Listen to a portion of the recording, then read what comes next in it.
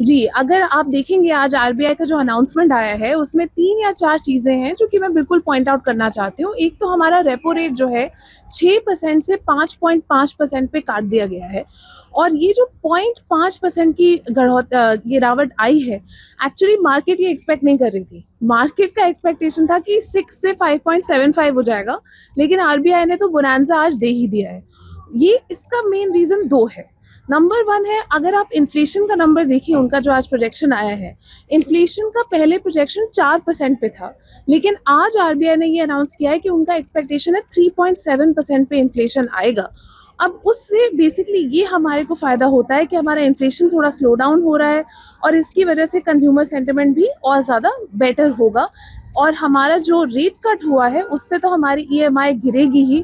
थोड़ा शायद टाइम लगेगा बैंक्स को ये पास ऑन करने में, लेकिन ये डेफिनेटली प्लान्ड है और ये होगा। दूसरी बात जो बहुत इंपॉर्टेंट होती है वो जीडीपी पे बात है। जीडीपी का आज प्रोजेक्शन जो आरबीआई ने दिया है 6.5% पे दिया है। ये एक्चुअली आईएमएफ के प्रोजेक्शन से भी ज़्यादा हायर है। तो यानी कि आरबीआई का ये मानना है कि इंडिया का ग्रोथ रेट अगले साल में 6.5% पे आएगा और ये डिस्पाइट ग्लोबल हेडविंड्स, ट्रेड के इश्यूज जो हो रहे हैं, वॉर लाइक सिचुएशंस जो हो रही हैं, उस सब के डिस्पाइट हमारा 6.5% पे प्रोजेक्शन आया है।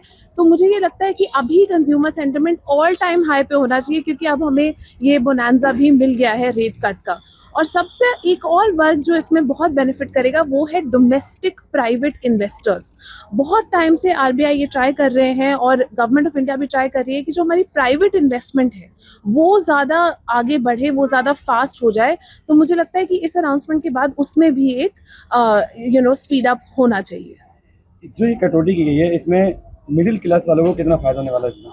जी, मुझे ये लगता है कि मिडिल क्लास के लिए थोड़ा फ़ायदा है, लेकिन उतना नहीं जितना डोमेस्टिक इन्वेस्टर्स और कॉर्पोरेट्स के लिए फ़ायदा है।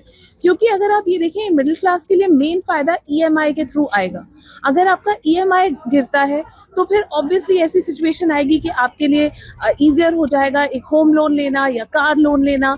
तो उसमें मिडिल क्लास आगे जाके और ज़्यादा इन्वेस्ट कर सकती है और ज़्यादा कंज्यूम कर सकती है।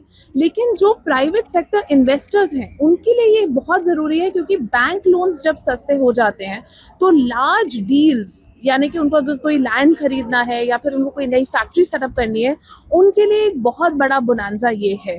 तो ईएमआई तो उतना ही पास ऑन होगा, लेकिन ये जो लार्ज लोन